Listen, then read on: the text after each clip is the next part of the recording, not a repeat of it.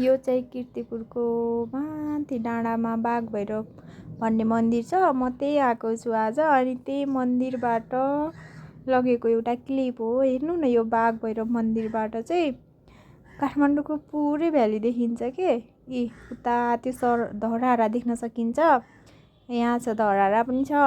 त्यसपछि उता स्वयम्भूको डाँडा पनि देखिन्छ। यतापट्टि रहेको चाहिँ यो टिहुको पुरै जङ्गल हो।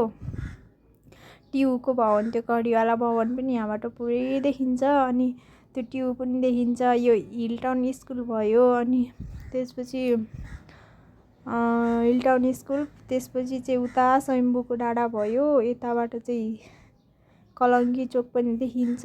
उता सुन्धारा पनि देखिन्छ।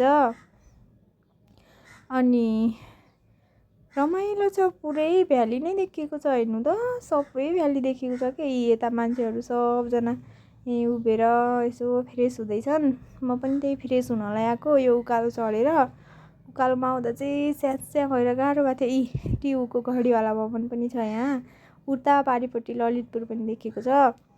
अनि त्यो टिहुको जङ्गल। अनि यहाँ त्यहाँ तल चाहिँ मेरो बस्ने ठाउँ, म भाडामा बस्ने ठाउँ। अनि म चाहिँ अहिले मन्दिरमा माथि डाँडामा बसेर यसो भिडियो क्लिप गरेर हजुरहरूलाई पनि देखाऊँ भनेर भिडियो गर्दैछु। कस्तो राम्रो छ हेर्नु त।